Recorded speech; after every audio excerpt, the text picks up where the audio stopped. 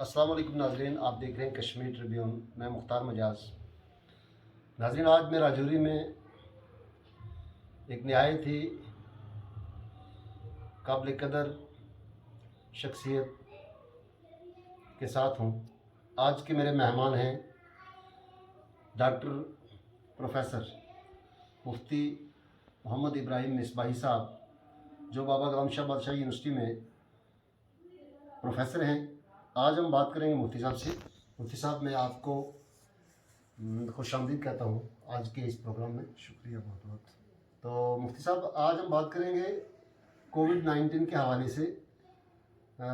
ماہ سیام کا مہینہ بھی ہے الحمدللہ، اور کووڈ-19 جو ویکسین ہے کووڈ-19، اس ویکسین کے حوالے سے ہم بات کریں گے۔ آپ بتائیں گے کہ شریعت کی روشنی میں کیا حکم ہے۔ کووڈ ویکسین جو ہے آج ہم لے رہے ہیں، تو ماہ سیام بھی ہے، اور ماہ سیام کے حوالے سے آپ بات کریں گے۔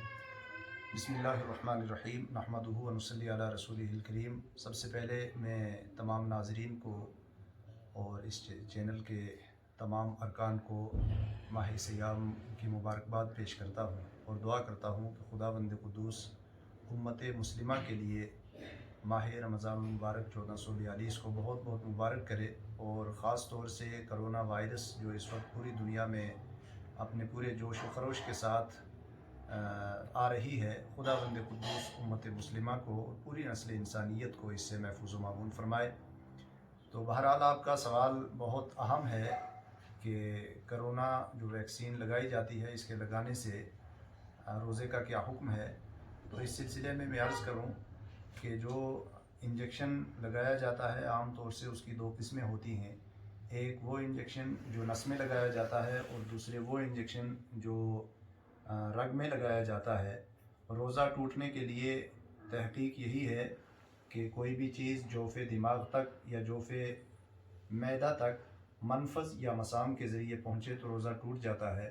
اور اس سلسلے میں تحقیق یہ ہے کہ کوئی بھی نس یا گوشت میں لگنے والا جو انجیکشن ہوتا ہے، اس کی کوئی بھی دوائی نہ جوف دماغ تک پہنچتی ہے اور نہ جوف معدہ تک پہنچتی ہے۔ لہٰذا فقہائے کرام کی تحقیق اس میں یہی ہے کہ چاہے نس میں دوائی لگائی جائے انجیکشن کے ذریعے یا گوشت میں لگائی جائے، اس سے روزہ نہیں ٹوٹتا۔ تو جس طرح عام دوائی کے لگانے سے روزہ نہیں ٹوٹتا، اسی طرح کرونا ویکسین کے انجیکشن سے بھی روزہ نہیں ٹوٹتا ہے۔ دوسری بات مفتی صاحب، آکسیجن کے حوالے سے بات کریں گے۔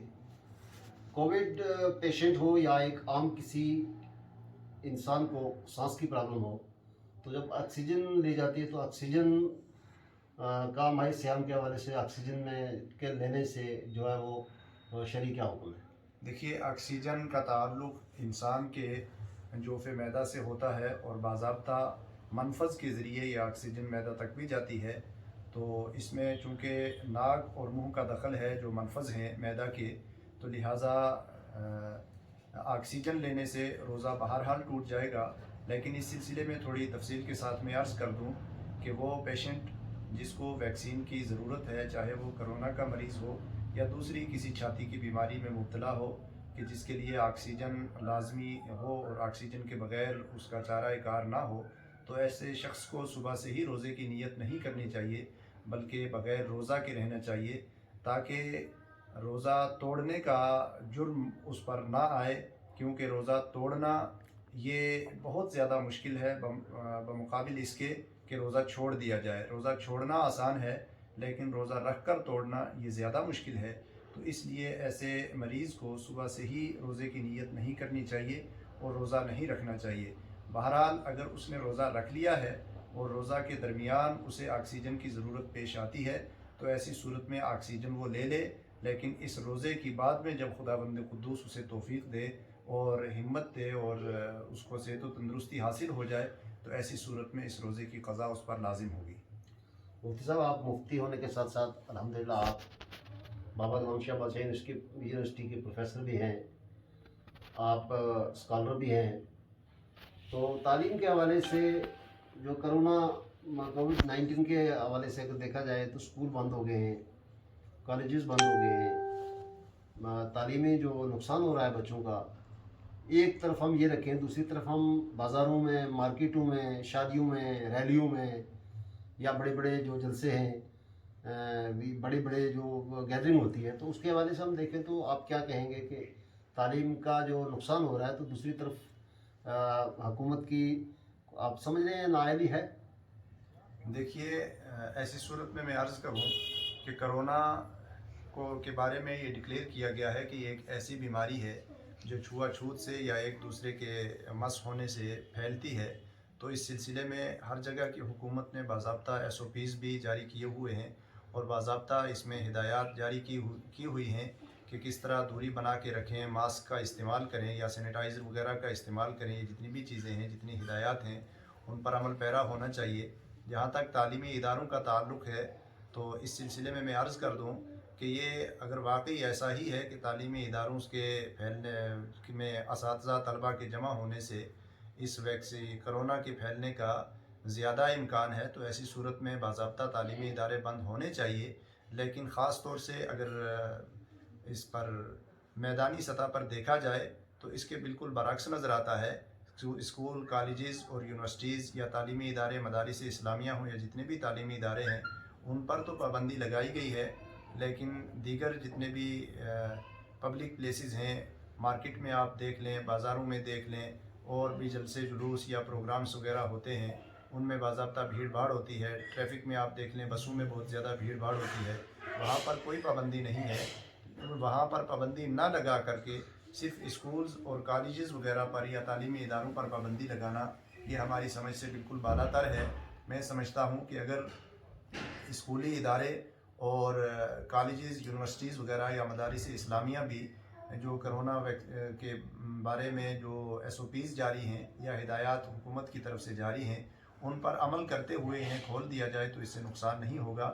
کیونکہ بازاروں میں ہم بھیڑ دیکھ رہے ہیں، دوسری تیسری جگہ سب جگہ میں بھیڑ دیکھ رہے ہیں، لیکن صرف کالجز وغیرہ کو بند کر کے میرے خیال سے یہ بہت بڑا تعلیمی نقصان ہے. اور پچھلے سال بھی ہم نے دیکھا کہ بچوں کا کس قدر لاس ہوا، نقصان ہوا، اور یہ نقصان ہی نقصان ہے. البتہ اس میں یہ ایک پلس پوائنٹ ہے کہ جو آن لائن کلاسز یا آن لائن تعلیم کا ایک آغاز کیا ہے، یہ ایک اچھی پیش رفت ہے. لیکن اس سلسلے میں بھی اتنی بات ضرور ہے کہ یہ یونیورسٹیز یا کالج لیول کے بچوں کے لیے تو کسی حد تک مفید ہو سکتی ہے آن لائن کلاسز یا آن لائن تعلیم، لیکن چھوٹے کلاسز جتنے بھی اسکولز ہیں یا مدارس ہیں، وہاں کے چھوٹے بچے جو ابھی تک اتنا شعور نہیں رکھتے ہیں جبکہ غریب بچوں کے لیے یہ وسائل مہیا کرنا کافی مشکل ہے. بلکہ غربا کو آپ دیکھ لیں، وہاں تو یہ موبائل وغیرہ ہی نہیں ہے. بلکہ امیروں کے بچوں کو بھی دیکھا جائے تو بچے موبائل کو کسی دوسری طرح زیادہ استعمال کرتے ہیں اور اس اپنے کلاسز میں کم استعمال کرتے ہیں. اور اس کے علاوہ بھی آف لائن جتنا ہم بچوں کو پڑھا سکتے ہیں، سمجھا سکتے ہیں، آن لائن میں بہت ساری مشکل پیش آتی ہیں. تو اس لیے میں عرض کروں گا کہ یہ ایک بڑا غور طلب مسئلہ ہے. اس میں باضابطہ غور کیا جائے کہ کیا SOPs پر عمل کرتے ہوئے تعلیمی اداروں کو کھولنے سے، اس کے باوجود بھی کرونا ویکسین کے پھیلنے سے یا تعلیمی اداروں کے ساتھ ہی کرونا کو اتنا آخر کیا ضد یا اتنی اسے کیا دشمنی ہے کہ دیگر سب جگہوں میں اگر ماسک پہن کر کے جانے کی اجازت ہے تو صرف تعلیمی اداروں کو ہی کیوں بند کیا جا رہا ہے. اس پر باضابطہ غور و فکر کرنا چاہیے اور حکومت کو بھی اس پر کوئی ایسا قدم اٹھانا چاہیے تاکہ تعلیمی نقصان بچوں کا جو ایک سال پہلے بھی ہو چکا ہے، مزید کوئی تعلیمی نقصان نہ ہو. ایک بات، ماہ صیام ہو یا کوئی بھی کرونا کے حوالے سے اگر کسی کی موت ہو جائے یا خدا نہ کرے ایسے کوئی اس دنیا فانی سے چلا جائے، تو جنازے پہ جو پہلے بھی پابندیاں عائد کی گئی تھیں، تو نماز جنازہ میں اس کی تدفین کے بارے میں آپ کیا کہیں گے کہ کیا کرنا چاہیے؟ نماز جنازہ کا جہاں تک تعلق ہے تو فقہائے کرام نے یہ صراحت فرمائی ہے کہ نماز جنازہ کر دیتا ہے تو چونکہ جنازہ فرض کفایہ ہے تو وہ ادا ہو جائے گی. لیکن جہاں تک تدفین کا مسئلہ ہے تو احتیاطی تدابیر لے کر کے مسلمان کو دفن کرنا یہ دوسرے مسلمانوں پر فرض ہے. اس سے کسی بھی صورت میں وہ گریز نہ کریں، بلکہ اللہ تعالیٰ سے دعا کریں کہ ہمیں وہ اس طرح کی بیماری کی موت سے بچائے. خدا بند قدوس ماہ سیام کے صدقے میں پوری امت مسلمہ پر رحم فرمائے. اور میں پھر دعا کروں گا کہ رب ذوالجلال اس ماہ سیام کو امت مسلمہ کے لیے بہت بہت مبارک فرمائے. شکریہ مفتی صاحب. تو ناظرین، آج کے لیے اتنا ہی. کیمرہ مین حاجی عبدالغنی کے ساتھ میں مختار اعجاز، کشمیر سے اجازت چاہوں گا. السلام علیکم.